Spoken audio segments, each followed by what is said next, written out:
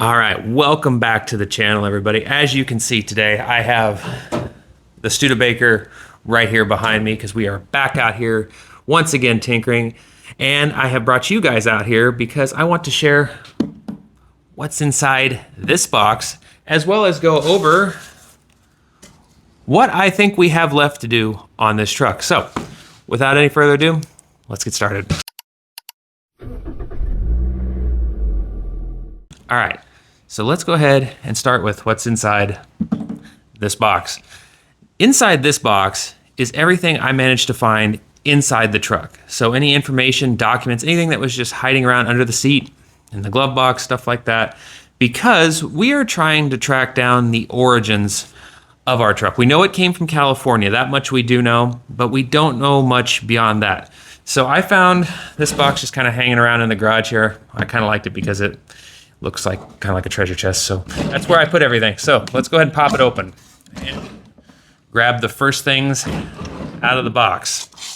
All right, so the first thing I have found is this Polaroid photograph. I assume it was taken somewhere in the late 70s, early 80s, I would say. It's definitely in California when the truck was probably first restored. It has since gone through a few modifications since then and since we have got it, so you can tell the differences from that photo to what it looks like now. We're still trying to figure out where this photo is, because this photo in particular is what is spurring our motivation to work on this truck. We would like to go back and recreate this photo. 10 years later from the day we got this truck here at the museum. It's been in Iowa since 2016. We would love to go back and recreate this photo. So that's kind of our road trip plan if we can get this truck going. So that is the inspiration for that. Also, inside the box, we have a little write-up from when the museum first received it. So just this little laminated write-up, and I'll go ahead and read it to you guys. It was gifted to the Kellogg Museum from the estate of Ralph Breen. I assume that's Breen because it's B-R-I-E-N. Breen? Let me know in the comments if you know the correct pronunciation. It was acquired on July 25th of 2016, which incidentally, July 25th is my wife and I's anniversary. So, you know, kind of one of those fate in the stars kind of a deal. At least that's how I'm taking it. The odometer reading at the time of acquisition was 34,501 miles.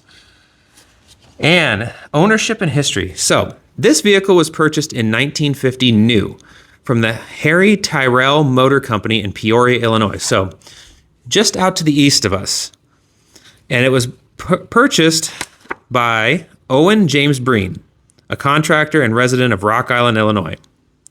Mr. Breen built a number of homes in the 1920s and 30s in the Quad Cities area, and the Breen tract in Rock Island still bears his name. So he was a contractor. So I assume this Owen Breen, James Breen, was the father of the late Ralph, would be my guess. So he purchased the truck new. So this has been a one family, one owner truck up until it was donated to the museum, which is really cool. And then a little bit about the owner who donated it to the museum. So Owen Breen's son Ralph inherited the Studebaker when his father died in 1968. Ralph grew up in Illinois, graduating from Rock Island High School in 1947.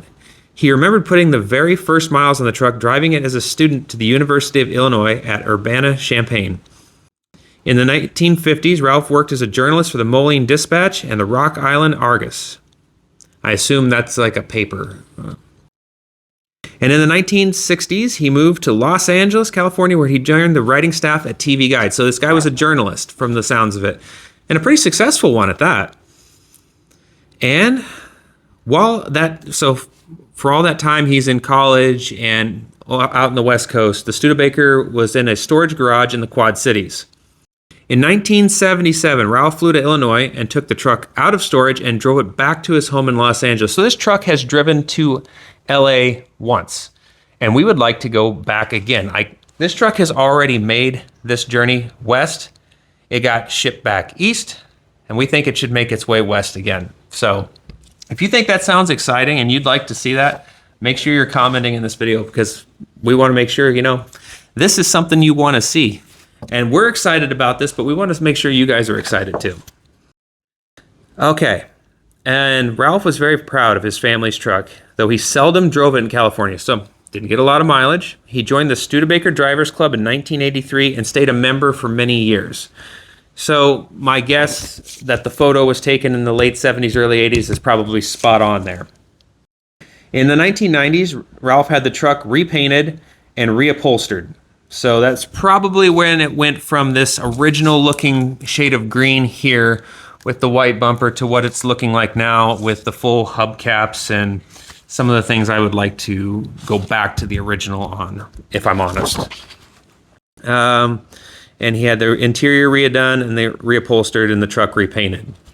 Not very well, mind you. We've come to find out that the paint on this is a Rust-Oleum. It's like garage paint. So it was a down and dirty restoration, it sounds like, and it doesn't sound like any of the major mechanicals were touched, which is why we're probably having some of the issues we are. Okay. After the renovation, Ralph occasionally displayed his truck in classic car shows. On November 12, 2006, it was exhibited at the Old World Studebaker Car Show in Huntington Beach, California. Entry number 32. And then it says here, Ralph Breen died at the age of 85 on September 17th, 2015. Because of his ties to the Midwest and his family relations who lived in the Kellogg area, his beloved truck was gifted to the Kellogg Historical Society upon his death. So that much we do know. What we don't know is where Ralph lived and any of the history about the truck's time in California. So that's something we're trying to actively dig into and find out more about. And so we went through the truck, and this is the contents as it was gifted to the museum. We have some disposable cutlery, so obviously he went out to lunch or something once or twice. That was left in there. We have the customary tire gauge. We have this little container of Kleenex, looks like, but it's all in German for some reason. Ja.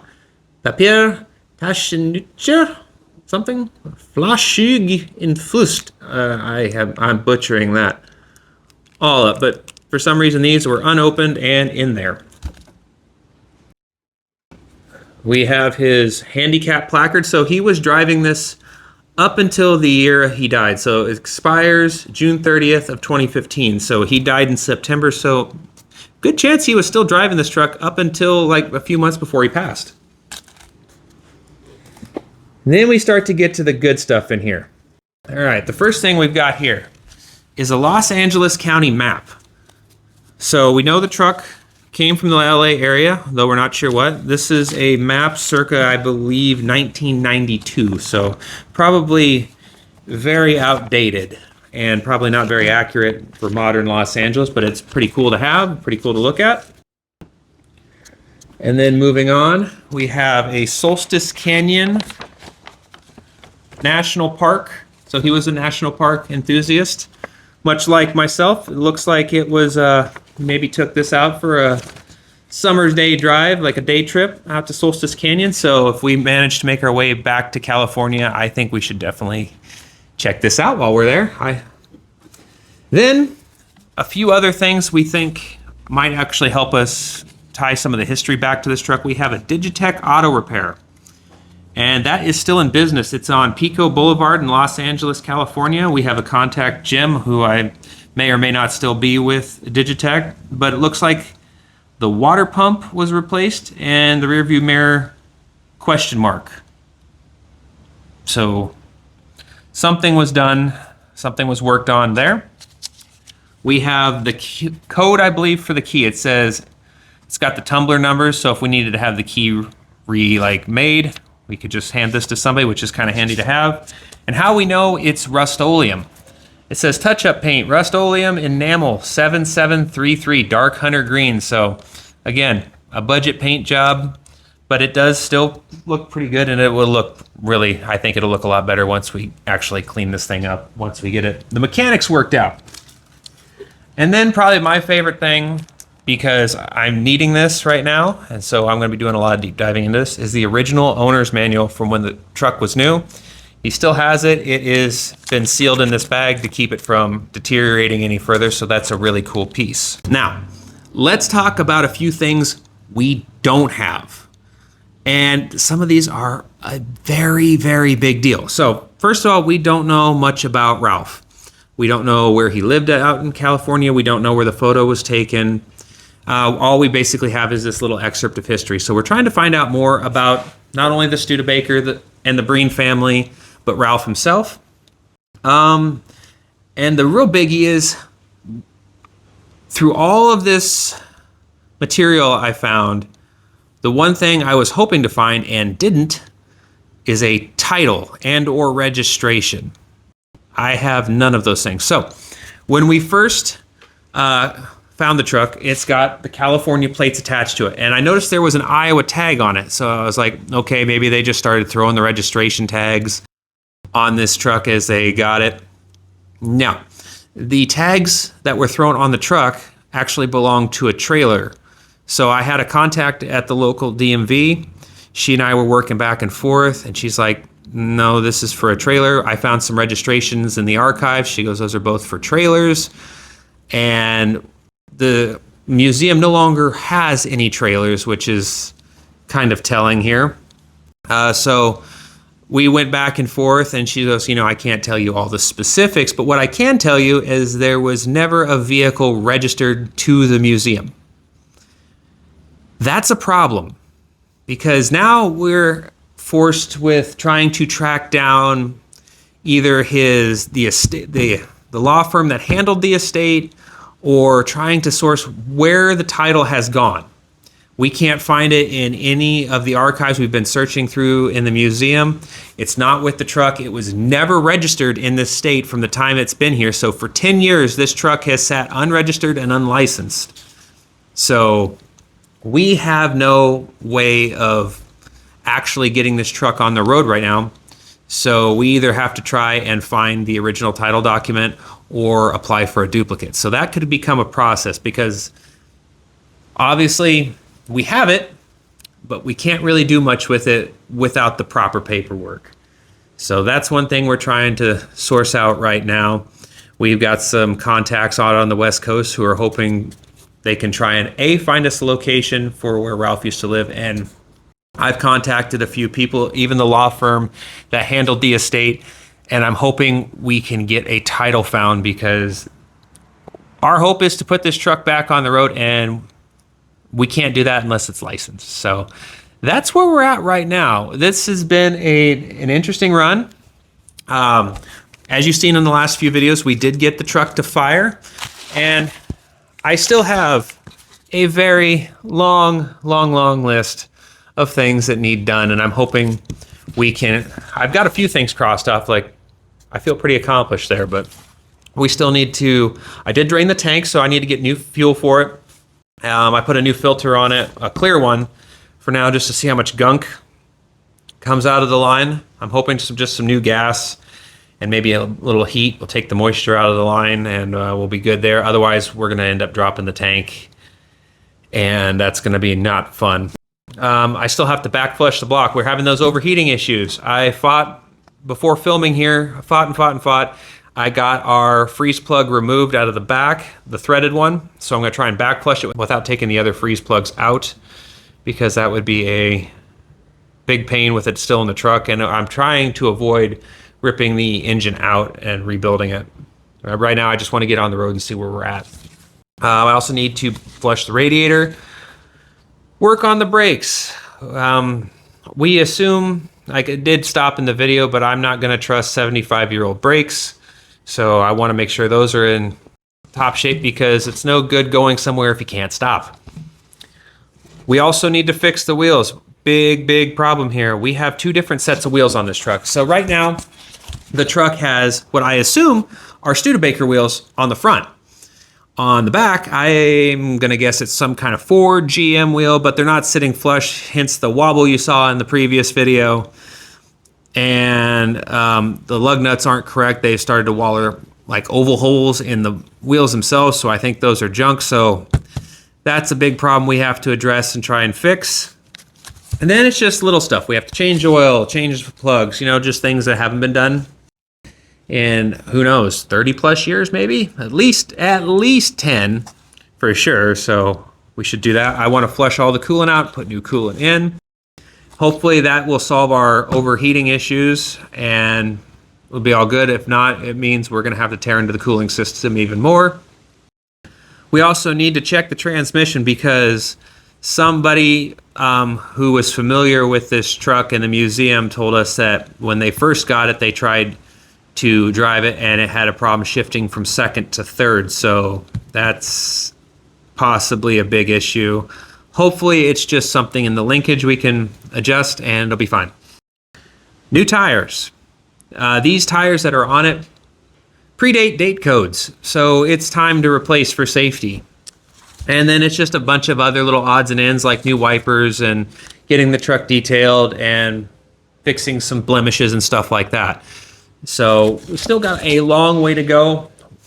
We have, well, when I say we, it's, as you can see, it's me today. And that's pretty much been the way it's been for a while because everybody else has been busy that's been working on this with me. So my hope is I can get a hold of some Studebaker experts who can kind of look over this truck with me and who, you know, have seen these trucks inside and out for years and maybe get some more technical advice on what actually needs done on this truck, because I'm hoping by the next video you will see this on the road and actually going somewhere. But that's where we're at right now with the truck. It still needs obviously quite a bit of work, and I'm hoping to keep you guys updated as we're working on this because this has become a project I've become quite attached to. You know, the more I work on this, the more attached to this old truck I get. So I really would like to see it back on the road, and I hope you guys do too. So make sure you know you're commenting, subscribing, pushing this out, you know, and helping get this video series out there so we can get as many eyeballs on it as possible. I'm hoping in the next few videos, you'll actually see it on the road. And I have a few more Studebaker content ideas for the future, so stay tuned for those. But that's all the updates I've got for you guys today. So until I see you guys in the next video, take care, everybody.